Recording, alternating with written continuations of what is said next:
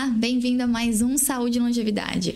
Estou aqui com o Dr. Humberto Pelaquim e vamos falar de dois temas que afetam muitas pessoas, mas que ainda pode ter muitas dúvidas, que é infecção urinária e também incontinência urinária. Então fica aqui com a gente que vamos esclarecer todas as suas dúvidas, viu? E Dr. Humberto, prazer ter você aqui. Muito obrigada, viu, por vir hoje. Eu que agradeço, Geisa. É um prazer estar aqui com vocês de novo. Levando informação para muitas pessoas, né? Ah, sempre. Bom, para começar, doutor, o que é uma infecção urinária? Bom, geralmente a infecção urinária começa com uma inflamação que ainda não tem bactéria, né? Aí, quando a bactéria coloniza mesmo ali a região, principalmente da bexiga, aí a gente tem a infecção urinária, né? Você tem que ter bactéria ou às vezes até fungo, para confirmar que você tem uma infecção bacteriana, uma infecção por fungo na urina. E existem alguns tipos de infecção? É só uma? Assim, a gente fala que a infecção urinária mais comum seria a infecção ali na bexiga, né? A urina da bexiga está infectada. Então, essa seria a mais comum. Agora, se essa infecção evolui e começa a complicar, ela pode acometer os rins, e aí você tem o que a gente chama de pielonefrite, né? E essa infecção já é uma infecção mais grave, que pode evoluir bem mal, chegar a ponto de a gente chama de septicemia, né? Quando a infecção acomete o organismo todo, ganha corrente sanguínea e pode ter várias complicações daí. Nossa, pode levar a óbito? Se não for tratada de acordo, pode sim. Nossa, então tem que ficar atento mesmo. Sim, porque nessa situação ela começa a acometer outros órgãos também, né? Não só a parte urinária, né? Uhum. E aí a coisa complica. Entendi. Quais são os sintomas que as pessoas devem ficar atentas? Olha, o mais comum é arder a uretra, né? A hora de urinar, a pessoa reclama que arde o canal da urina. E também você pode ter de ficar indo no banheiro toda hora. Você vai achando que vai urinar um montão, urina pouquinho, fica saindo de pouquinho. Dá a sensação até que tá preso. E, por outro lado, tem gente que fica até perdendo urina também, né? Nessa correria que tem que ir pro banheiro, escapa a urina. Pode ter dor na região baixa do abdômen, né? E tem gente até que tem febre também. Nossa. E, por vezes, pode até ter um sangue na urina também. Assim, comum. Entendi. E tem gente que não sente nada. E como que descobre que tem? Às vezes pelo cheiro da urina, às vezes pela característica da urina, fica mais turva, parece que ela fica tipo enfumaçada, assim. Uhum.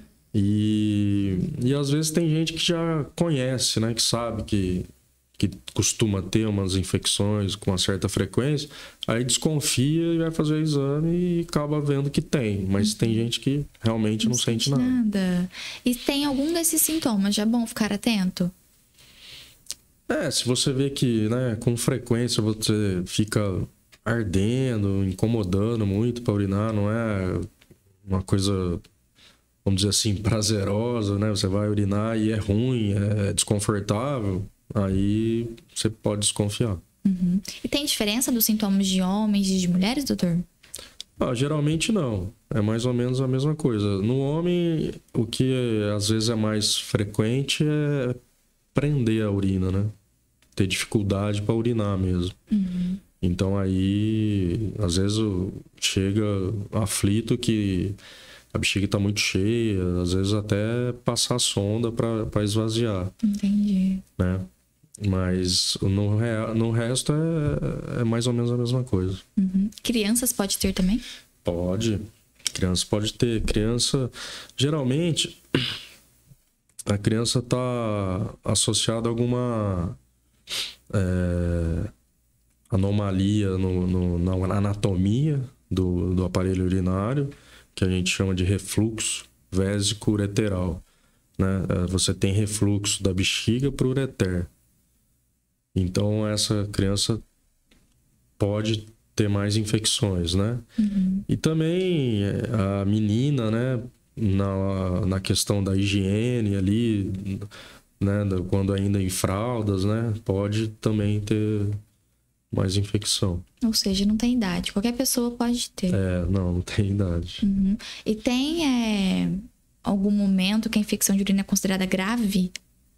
Então, nesse que eu falei, né? Quando ela comete o rim e ganha corrente sanguínea, né? Aí a gente já passa por uma infecção generalizada, que a gente chama de uma situação de septicemia, né? Então, começa a acometer outros órgãos, não só o rim. Uhum. Então, a pessoa acaba, às vezes, indo até para UTI, tendo que ser entubado em algumas situações e começa a ter comprometimento importante da função renal, chega até a fazer diálise, né? Em situações graves. Mas pode acontecer, sim. Beber pouca água, doutor, pode aumentar aí, então, a probabilidade?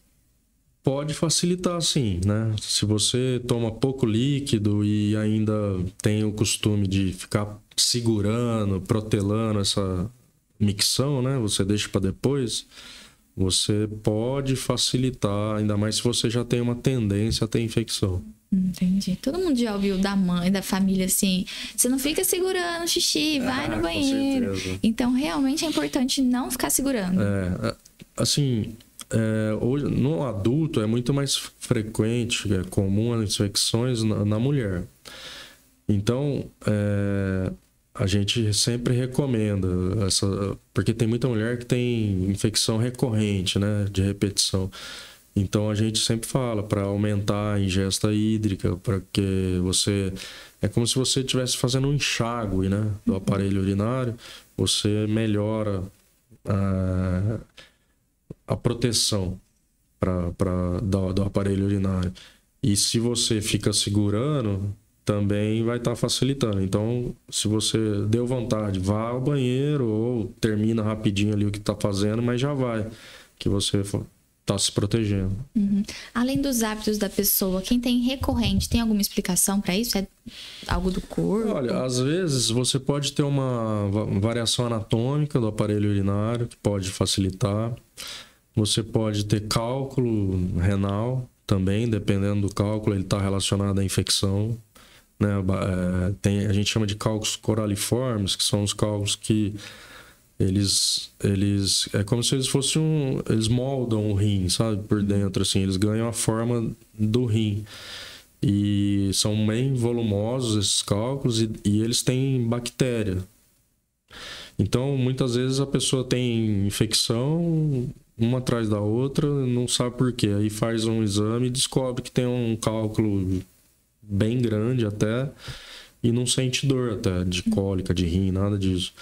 Mas esses cálculos têm bactéria e às vezes você tem que tirar por conta disso. A pessoa nem tem dor, mas tem essas infecções.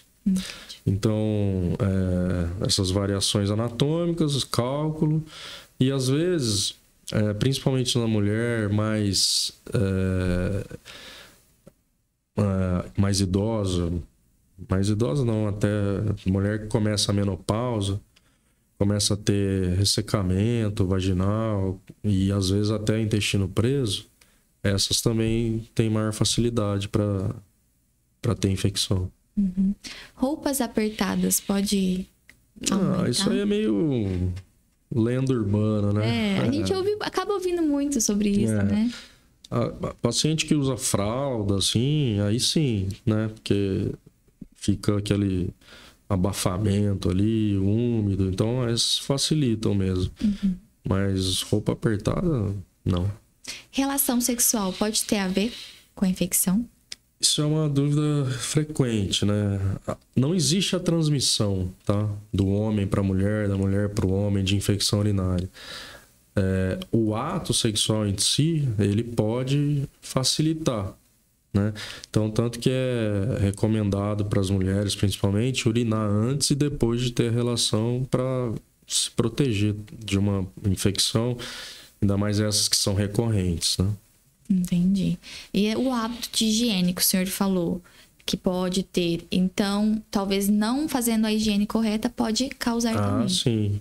Sim. Aquela gente sempre orienta, né? Mãe já sabe, geralmente, né? Sempre de frente para trás, nunca de trás para frente na mulher, né? Na menina. E esses cuidados aí na hora de relação, urinar antes e depois, que você acaba se protegendo. Entendi. O diagnóstico, ele é feito por exame de urina mesmo? Exame de urina. A gente recomenda o exame de urina 1, que é o comum, que já vai ter indícios importantes ali, e a cultura da urina, que vai identificar a bactéria, e aí você pode fazer até um teste, né, com antibiótico, que a gente chama de antibiograma, para ver qual o mais adequado. Muitas vezes, em pronto-socorro, que é uma coisa comum, você está no pronto-socorro atender pessoas com infecção, ali não dá tempo, às vezes, né, de você não vai fazer uma cultura que leva de 3 a 5 dias, às vezes. Então, você, empiricamente, acaba tratando já, pelos sintomas, o quadro clínico, uma infecção urinária. Mas se é uma pessoa, por exemplo, que tem uma infecção de repetição, aí é importante fazer o exame de urina completo, com cultura e tudo mais, porque senão você vai estar tratando, às vezes, com antibiótico que é resistente. E aí você acaba desenvolvendo também mais resistência nessa bactéria e aí quando vê, a opção de tratamento vai ficando cada vez mais escassa, porque muitos antibióticos resistentes, aí você acaba às vezes tendo até que internar o paciente para tratar com um antibiótico venoso, porque não tem comprimido mais que dê conta daquela bactéria. Esse pode ser um dos casos das pessoas que têm de recorrência, porque Sim. acaba sabendo qual que toma, às vezes tem um restinho ali do remédio em casa, fala, sim. vou tomar, porque eu conheço gente assim, viu, doutor? Infelizmente. Tem bastante. Tem bastante gente que sobrou um antibiótico de outro tratamento ou até de um parente em casa e já acha que vai resolver. E nem sempre dá certo. Sempre bom tomar cuidado, então, né? Sim. Nunca se medicar. E a incontinência urinária, ela vem em decorrência da infecção urinária ou não? Não. Às vezes você pode ter um período aí de incontinência urinária enquanto na infecção, tá? Mas não tem... Assim, não é a infecção que ocasiona... que causa, né, a incontinência urinária. Entendi. E a incontinência urinária tem idade? Porque a gente costuma ouvir mais os idosos, né? Mas todo mundo pode ter? Você pode. Em criança, você pode ter alguns também, situações assim, mas geralmente ou é por alguma outra comorbidade, por exemplo, alguma coisa neurológica na criança... Ou às vezes tem aquela...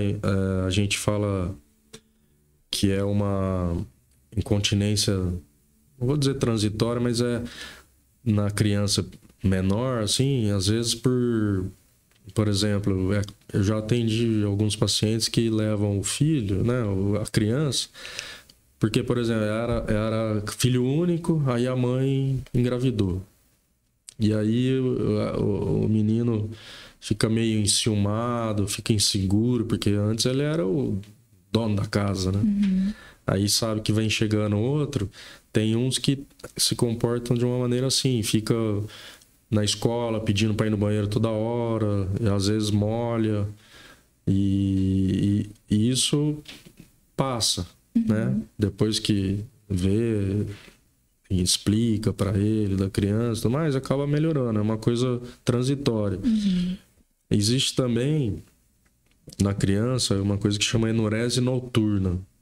É aquela criança que já deixou de usar fralda, principalmente durante o dia, mas à noite não acorda e acaba molhando a cama. A gente fala que essa criança ainda não desenvolveu o mecanismo ali de sensibilidade da bexiga cheia, né? Então... Você tá dormindo, quando a bexiga tá muito cheia, começa a te incomodar até despertar você e você vai ao banheiro. Nesse caso, a criança não tem esse ainda maduro, né? Esse reflexo, vamos dizer assim. Então, ele dorme pesado e não acorda. Você pode fazer o que for que não acorda. Às vezes até a gente orienta a levar no banheiro antes de urinar. Por exemplo, a mãe sabe que 3 da manhã já molhou a cama. Então, tipo, 2 horas da manhã pede para levar. Às vezes a criança vai até dormindo no banheiro, faz xixi. Nem lembra, né? Mas nem lembra. Isso é uma coisa em criança bem frequente, assim, mas é uma coisa que ela se auto-resolve. Com o passar, a criança vai amadurecendo, ela acaba se resolvendo. Uns demoram mais, outros menos. Às vezes você tem que entrar com medicamento para ajudar. Mas o mais importante é tentar educar o hábito da criança, levantar, da criança não beber muito líquido antes de dormir, urinar antes de dormir e dando condições ali para ir amadurecendo esse mecanismo e ela acaba se resolvendo, né? E aí, depois, em idades adultas, a mulher é a mais acometida, né? Principalmente relacionada às vezes, ao número de partos, a obesidade pode também contribuir, cigarro é uma coisa que pode contribuir. E no homem, está mais relacionada a algum procedimento cirúrgico, por exemplo, tratamento para câncer de próstata, cirúrgico, né? Entre aí 6 a 15% pode ficar incontinente com o tratamento cirúrgico, né? Hoje tem tratamento também, mas antes era bem mais comum, né? Com o desenvolvimento das técnicas cirúrgicas, isso melhorou bastante. E às vezes o homem desenvolve alguma doença neurológica também que pode ter essa incontinência, assim como a mulher. E em todo caso tem tratamento? Olha, tem umas que são mais resistentes, sabe? Mas sempre tem alguma coisinha que a gente pode fazer para melhorar, seja cirurgia, seja fisioterapia, que é uma coisa importante, que dá muito certo. E hoje a gente usa até botox na bexiga, em alguns casos, e melhora bastante. Só que tem um período de ação, né? Você faz a aplicação de botox, aí varia. Em média, 9 meses ele resolve, aí você tem que aplicar de novo. Mas já ajuda ainda bem, né? Ajuda bastante. E pode ser algo comum, pode ser dito que é algo comum no envelhecimento, doutor? Olha, é comum, sim. Não vou dizer que são todas que vão ter isso daí ao envelhecer, né? Mas aí se você vai somando a idade, o número de partos, aí junta, que nem eu falei, obesidade, você pode às vezes ter alguma outra situação cirúrgica que tenha passado e tenha comprometido também seja a parte neurológica da bexiga, você pode ter. Então aí vai facilitando, mas falar que toda mulher vai ter isso quando envelhecer, não. Então são vários fatores que vão influenciar. E assim, é engraçado porque principalmente o pessoal mais velho acha que é normal, né? Então a pessoa às vezes não procura nem tratamento porque fala, é normal da idade, vai ficando assim mesmo.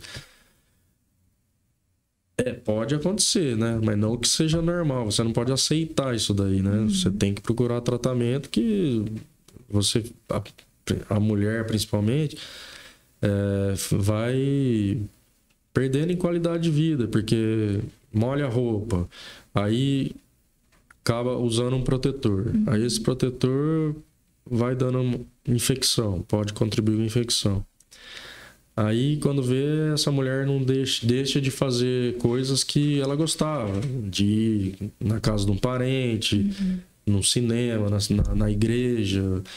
Não deixa de ir porque, vou molhar a roupa, fica constrangido. Tá sempre preocupada, né, com isso. Perde em termos de qualidade de vida. Então, e não é normal. Elas têm que ver que não é normal e tem que se tratar e com muito sucesso. Hoje, as cirurgias que a gente faz... A gente chama de minimamente invasivas, porque não são cirurgias rápidas, que você não agride tanto o corpo, né? E o resultado é muito bom e a recuperação é rápida. Então, tem muito recurso. Ou seja, não é normal, é comum, né? Isso. Sentir dor, sentir algo que pode te prejudicar no dia a dia, não é normal. Não, tem tratamento, então tem que buscar, né? O senhor citou a fisioterapia. Seria a fisioterapia pélvica, né? Isso. Então... É uma terapia, a fisioterapia que a gente fala do assoalho pélvico, né? Então, os fisioterapeutas fazem uns exercícios que vão fortalecer a musculatura do assoalho pélvico, que é essa musculatura que dá sustentação à bexiga, sustentação à uretra, e que colaboram com a continência. Então, eles têm bastante exercícios que podem ser feitos lá em sessões com eles, e eles recomendam depois também para casa a pessoa fazer esses exercícios em casa, que são exercícios simples e que vão ajudar muito. Grávidas também podem ter continência. Grávida, decorrente das mudanças ali do corpo, né? Por conta da gravidez, do aumento do útero com o bebê crescendo, às vezes você facilita naquele período a incontinência, né? Mas a tendência é depois que nasce, se resolve, né? Mas é que nem a gente estava falando. Então, às vezes, associado ao número de partos, você pode ter mais facilidade para ter incontinência urinária. Entendi. Tem aí alguma dica? Além de tudo que a gente falou, né? Beber água, não fumar, não beber álcool, para ajudar a prevenir a infecção urinária, a incontinência urinária? Olha, eu acho que a incontinência, se fala, né? Os dois. Não, para infecção, beber bastante líquido, né? Não prender a urina. Fazer a higiene correta. Esses eu acho que são os principais fatores de proteção aí, né? Para infecção. E na incontinência é complicado, assim, né? Eu acho que o que pode ser feito para prevenir seria alguma... mais assim, talvez uma atividade física, né? Que você vai sempre estar exercitando ali a musculatura perineal, pélvica, e pode te ajudar, colaborar com a não desenvolver essa... Mas para prevenir, assim, é difícil, complicado, eu acho. Outra coisa que pode facilitar também, que a gente falou de mulher que já está na menopausa, com a queda dos hormônios, você tem uma certa atrofia da parede vaginal. Diminui a vascularização, diminui o tecido de colágeno, elastina que a gente tem ali na região. Então, em termos de espessura, você perde na vagina. Isso deixa de ser uma sustentação para a uretra. Então, essa uretra a gente fala que ela fica móvel, hipermóvel. Então, hoje existem cremes vaginais que você restabelece essa atrofia vaginal, a gente fala. Então, a mulher ganha até em qualidade, porque às vezes ela tem essa vagina ressecada e tem sintomas até de infecção urinária, só que ela sempre faz exame de urina e não tem nada. Então, você faz esse tratamento, melhora esses sintomas, e você também consegue, às vezes, resolver alguma incontinência mais leve que ela desenvolveu por conta disso. Entendi. Iniciar o tratamento e não terminar pode ser prejudicial? Para infecção, né? Sim, né? Porque você, no caso de infecção urinária, você fazendo isso, você acaba desenvolvendo a resistência bacteriana que a gente falou. Então, vamos dizer, você tem 100 bactérias, você matou 60, sobrou 40 ainda. Então, essas 40 vão ganhando força novamente, se desenvolvendo e vão continuar a infecção. E às vezes aí aquele antibiótico que você usou, elas já são resistentes. Então você vai ter que ficar trocando de antibiótico. Isso pode ser ruim, né? Ou seja, não interrompa, né? Não, o ideal é fazer. E hoje tem bastante recurso. Tem antibiótico que é dose única. Legal. Você toma uma vez só antes de dormir, pronto. Uhum. E esse antibiótico, ele é até difícil de você ter resistência bacteriana, sabe? Uhum. Mas nessas que já são recorrentes demais, assim, até tem. Mas uma infecção simples, você resolve só com uma dose única. Olha que legal. Bom que não tem como esquecer, né? Não tem como perder dose. Não, aí não tem. A gente costuma ouvir muito, doutor, assim, de vó e tal, fazer banhos, fazer essas receitinhas para melhorar. Certo. Pode dar certo, doutor? Olha, vai te ajudar a aliviar sintomas, né? Às vezes, sintomas ali na região da vagina, da vulva, você melhora com o banho de assento, mas você não vai resolver a infecção, né? A infecção urinária você não resolve. Existem também aqueles medicamentos que a gente chama de bacteriostáticos, como se fosse um detergente, vamos dizer assim, da urina, e que te alivia os sintomas. Então, por exemplo, aquela ardência para urinar, às vezes um desconforto, dificuldadezinha ali, tem esses medicamentos que os mais conhecidos são o Cistex e Pirídio. Um deixa a urina avermelhada, outro deixa a urina meio azul, esverdeado, assim. Mas eles aliviam bastante. Então, muita gente acha que com isso trata. E não trata. Enquanto você está tomando, melhora bem. Só que você não acabou com as bactérias. Então, a hora que você para de tomar, elas voltam a incomodar. E se você não usar um antibiótico, não vai resolver. Ou seja, tem que cortar da raiz, né? Ah, sim, tem que acabar com as bactérias. Doutor, você citou na parte da incontinência as cirurgias minimamente invasivas, né? Como que elas seriam nesse caso? Que nem eu falei das cirurgias minimamente invasivas, hoje a gente costuma chamar elas de sling, né?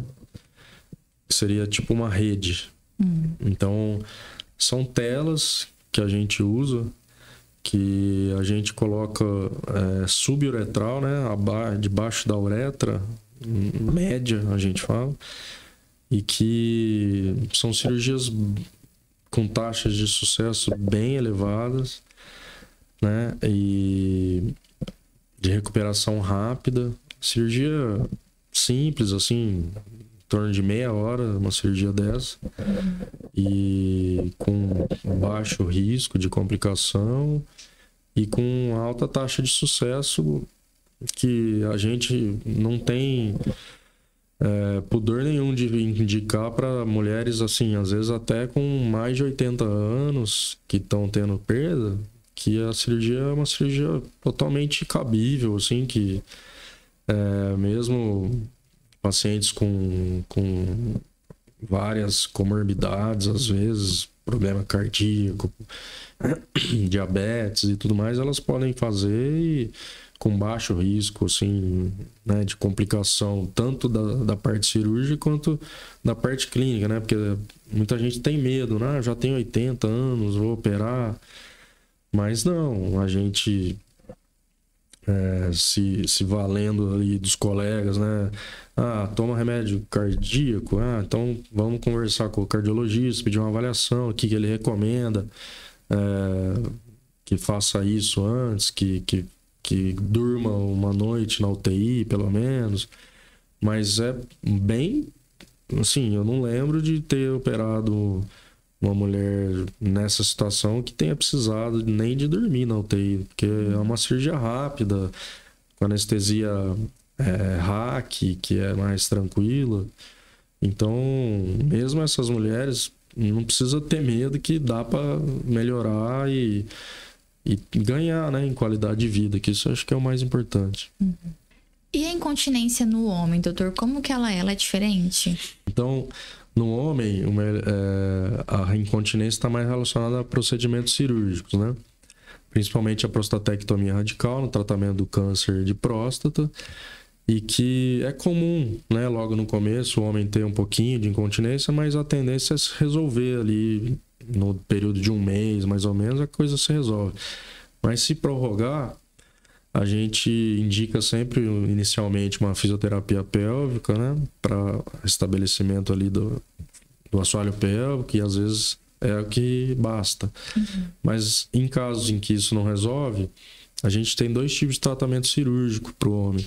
Um é o sling masculino, que é essa retela que a gente falou para a mulher também, e que resolve grande parte das situações. Agora, se não, ou também se já existir condições econômicas para isso, porque é um tratamento mais caro e que é considerado o melhor, seria o esfíncter artificial, que é uma prótese também, que como se fosse um bracelete, é cirúrgico, você instala ele na uretra, ali na saída da bexiga, como se fosse um bracelete, e que ele é ativado por um dispositivo que fica ali no escroto do homem.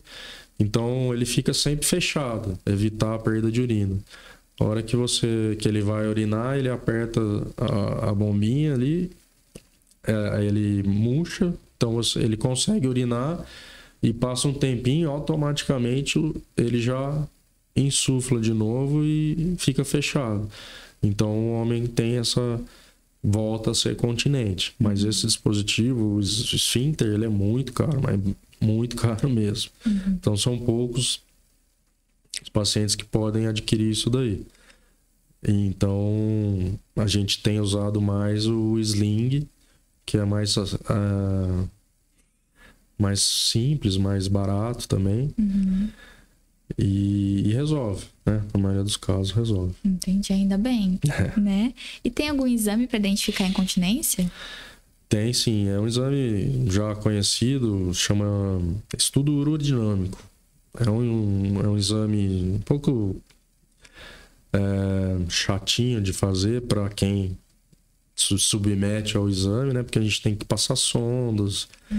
Só que é um exame que vai dar muita informação pra gente, né?